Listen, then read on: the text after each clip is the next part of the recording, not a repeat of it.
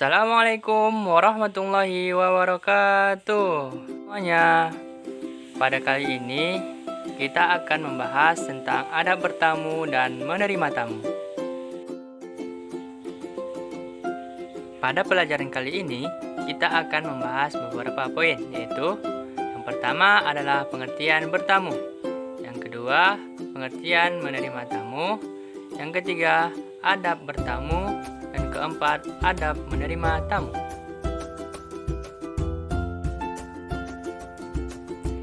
Pertama, pengertian bertamu.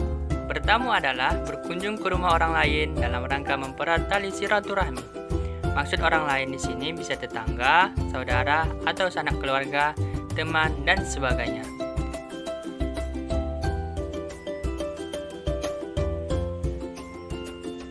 Yang kedua adalah pengertian menerima tamu. Menurut bahasa, menerima tamu atau ketamuan diartikan kedatangan orang yang bertamu, melewat atau berkunjung.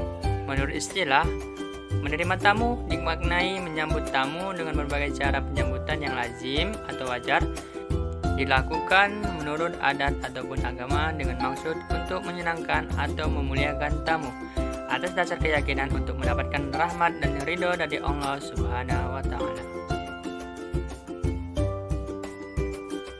Baru setelah itu di pembahasan berikutnya adalah adab bertamu. Adab bertamu yang pertama yaitu adalah memilih waktu. Hendaknya bagi orang yang ingin bertamu memilih waktu yang tepat untuk bertamu. Karena waktu yang kurang tepat terkadang bisa menimbulkan perasaan yang kurang enak bagi tuan rumah, bahkan terkadang mengganggunya.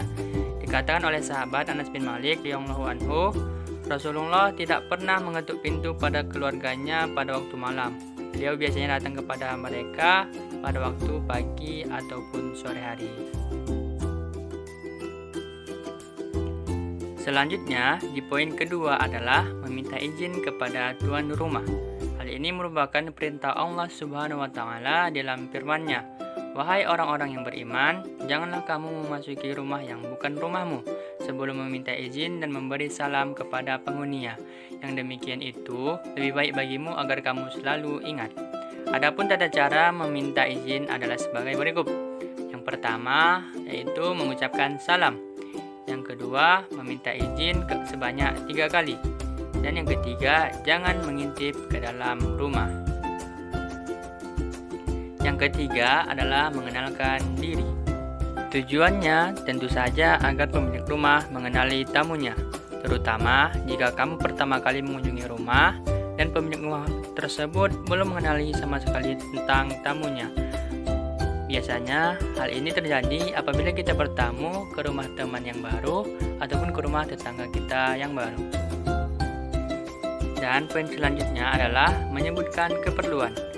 Di antara adab seorang bertamu adalah menyebutkan urusan atau keperluan dia kepada tuan rumah, supaya tuan rumah lebih perhatian dan menyiapkan diri ke arah tujuan kunjungan tersebut, serta dapat mempertimbangkan dengan waktu dan keperluannya sendiri. Jadi ketika kita bertamu, ada baiknya kita menyebutkan tujuan kita bertamu ke rumah yang kita ingin bertamu.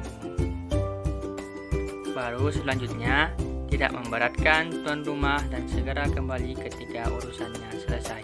Bagi seorang tamu, hendaknya berusaha tidak membuat repot atau menyusahkan tuan rumah dan segera kembali ketika urusannya selesai.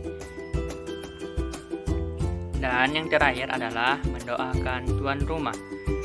Hendaknya seorang tamu mendoakan tuan rumah atas jamuan yang dihidangkan kepadanya. Adapun di antara doa yang diajarkan Nabi Shallallahu Alaihi Wasallam adalah Allahumma barik lahum fima razaqtahum waghfir lahum warhamhum. Jadi, apabila kita selesai bertamu, sebaiknya kita mendoakan tuan rumah yang telah memberikan kita hidangan ataupun yang telah menyambut kita di rumahnya. Dan di pembahasan terakhir adalah adab menerima tamu.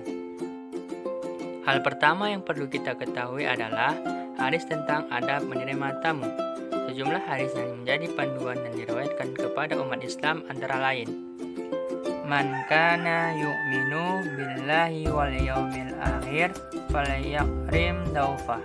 Yang yang artinya barang siapa yang beriman kepada Allah dan pada hari akhir, maka hendaklah dia memuliakan tamunya. Hadis riwayat Bukhari. Adapun yang pertama adalah mengucapkan salam dan selamat datang. Setelah mengetahui hadis tentang adab menerima tamu, anjuran yang pertama ketika menerima tamu yakni mengucapkan atau menjawab salam. Salam adalah bagian dari adab menerima tamu yang wajib diterapkan. Wajib hukumnya menjawab salam. Dalam Al-Quran dijelaskan bahwa diutamakan untuk menjawab salam dengan lantang.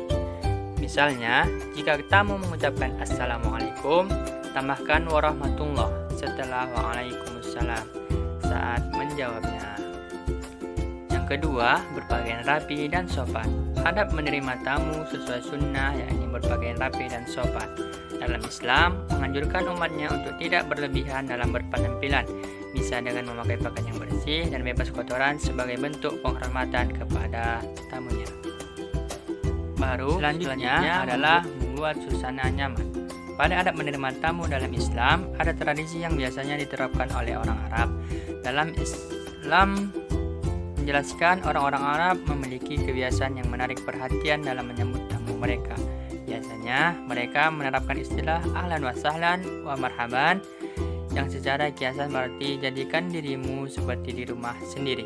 Semoga yang Anda butuhkan telah ditemukan dan Anda dipersilakan. Oleh karena itu, kita sebagai tuan rumah sudah sepatutnya membuat suasana nyaman bagaikan berada di rumah sendiri. Salah satunya menjamu dengan makanan dan minuman ringan. Dan yang selanjutnya menyediakan hidangan. Menghormati tamu bisa dengan menyediakan hidangan berupa makanan atau minuman semampunya. Berikan hidangan yang terbaik untuk tamu yang berkunjung ke rumah kita. Dan yang terakhir adalah mengantarkan tamu saat pulang. Saat tamu ingin pulang, adab menerima tamu dalam Islam yakni mengantarkannya. Mengantarkan tamu saat pulang adalah perbuatan yang sunnah. Hal ini telah disampaikan dalam sebuah hadis Rasulullah bahwa sesungguhnya merupakan perbuatan yang sunnah apabila seorang tuan rumah keluar bersama-sama tamunya sampai ke pintu halaman. Hadis riwayat Ibnu Majah.